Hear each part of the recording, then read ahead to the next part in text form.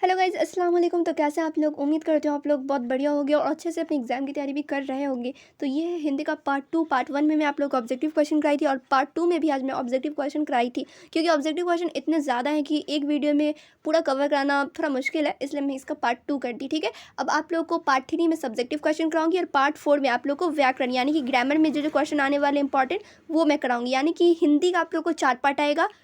एक पार्ट तो ऑलरेडी आ चुका है, दूसरा मैं बना रही हूँ और 2 पार्ट्स और आएंगे। ठीक है, आज से कल तक मैं वो भी पार्ट्स में अपलोड कर दूँगी।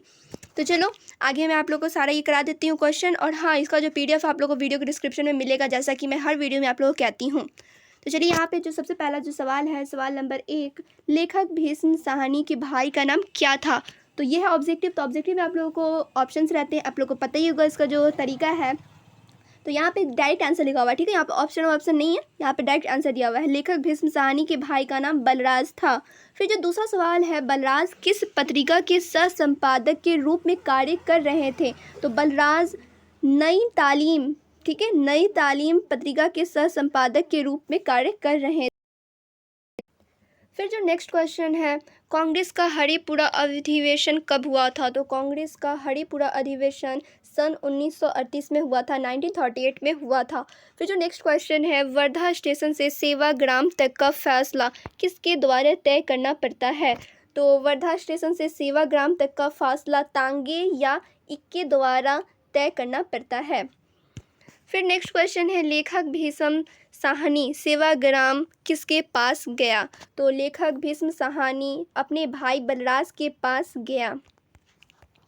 फिर अगला जो क्वेश्चन है, लेखक भीष्म साहनी अगले दिन सुबह जल्दी उठकर कच्ची सड़क पर किसकी राह देखने लगा?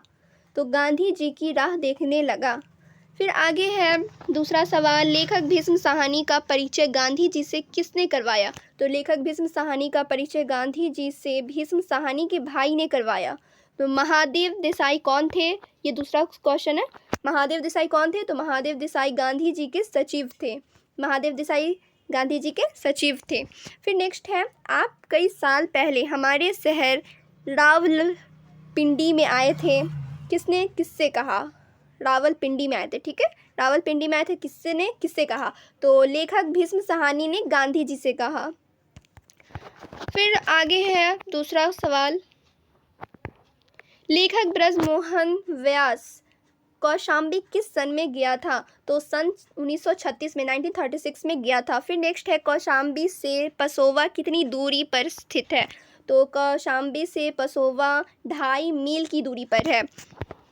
फिर नेक्स्ट है, लेखक ब्रजमोहन व्यास पसोवा किस सवारी पर गया? तो इक्के की सवारी पर गया। फिर नेक्स्ट है, कौन से स्थान पर जैन तीर्थ था? तो पसोवा में जैन तीर्थ था। फिर नेक्स्ट है, जैन लोगों का मेला प्रति वर्ष कहाँ लगता था? तो जैन लोगों का मेला प्रति वर्ष पसोवा में लगता था। फिर आगे जो दूसरा क्वेश्चन है, पसोवा में किसने स्तूप बनवाया था? तो पसोवा में सम्राट अशोक ने स्तूप बनवाया था। यहाँ पे आप लोग देख सकते हो सम्राट लिखा हुआ है। ठीक है, जल्दी जल्दी बोलने में थोड़ा सा मिस्टेक हो जा रहा है। ठीक है, फिर आगे है, हर की पौड़ी के पूरे वातावरण में किसकी दिव्य सुगंध फैल रही थी? तो हर की पौड़ी के पूरे वातावरण में अगरबत्ती तथा चंदन की सुगंध फैल रही थी। फिर नेक्स्ट है, आरती के पश्चात किसकी बारी आती थी? तो आरती के पश्चात संकल्प तथा मंत्रोच्चार की बारी आती थी। फिर नेक्स्ट है, घाट पर कौन नहा रहा था? तो घाट पर संभव नहा रहा था। संभव कोई आदमी होंगे। फिर नेक्स्ट है, संभव ने अपना चश्मा किससे पोंछा? तो संभव ने अपना चश्मा अपने कुर्ते से पोंछा। फिर नेक्स्ट है, चंदन तिलक के बिना स्नान अधूरा होता है बेटा, किसने किससे कहा? तो चंदन तिलक के बिना स्नान अधूरा होता है मंगल पंडा ने संभव से कहा। ठीक है, ये जो संभव है ना, वो जो संभव जो कहते हैं ये चीज़ संभव है, ये नहीं, इंसान का नाम है। ठीक है, किसी व्यक्ति का नाम है संभव। फिर जो नेक्स्ट क्वेश्चन है, संभव की नानी ने संभव से मंदिरों में कितने पैसे चढ़ाकर आने को कहा था? तो 20 आने को कहा था। फिर नेक्स्ट है, पुजारी जी ने संभव को क्या दिया? तो पुजारी जी ने संभव को चरणामृत दिया। फिर नेक्स्ट है, संभव के बगल में कौन खड़ा था? तो संभव के बगल में एक लड़की खड़ी थी।